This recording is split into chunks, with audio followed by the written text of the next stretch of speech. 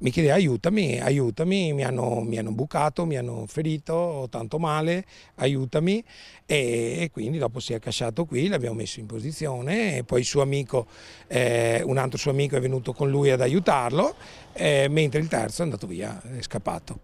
Minacce, calci, pugni e poi spunta il coltello, una rissa violenta fra due gruppi di giovanissimi fra i 14 e i 18 anni, urla che sono state sentite dai residenti ed è proprio questo cittadino, Paolo Dotto, che è intervenuto per dividere le due fazioni.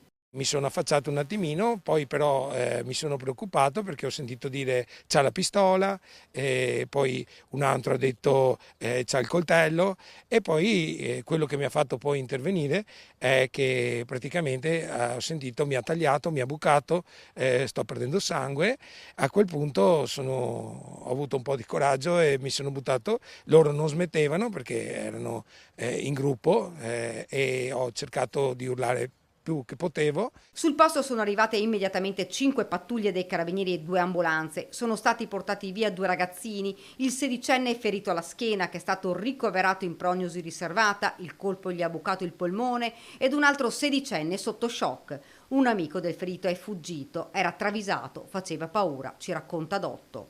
È l'unico che mi ha messo un po' di ansia perché aveva questa bandana che gli copriva naso e bocca e, e quindi mi è venuto un po' incontro per cui lì ho avuto un attimo di paura, ma fortunatamente poi è scappato e ho pensato a curare la persona appunto che era ferita. I due componenti dell'altra banda sono scappati dalla parte opposta verso questa canaletta dove hanno gettato via il coltello a serramanico, ma proprio in questa zona sono stati bloccati dai carabinieri che hanno anche trovato l'arma. Non solo, i militari dell'arma hanno recuperato vicino al ferito uno zaino dove all'interno c'era una pistola soft air.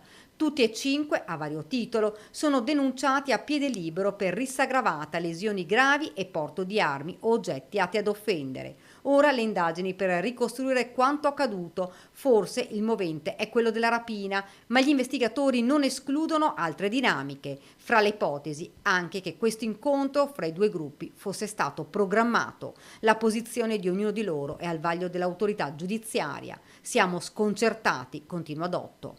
Da genitore ho una figlia che ha l'età di questi ragazzi, ho sempre più paura a permettere anche a mia figlia di uscire e purtroppo non capisco dove stiamo andando perché una volta, scusate se l'età, ma una volta ci divertivamo con un pallone, con certi giochi molto semplici, qua sembra che si divertono con armi.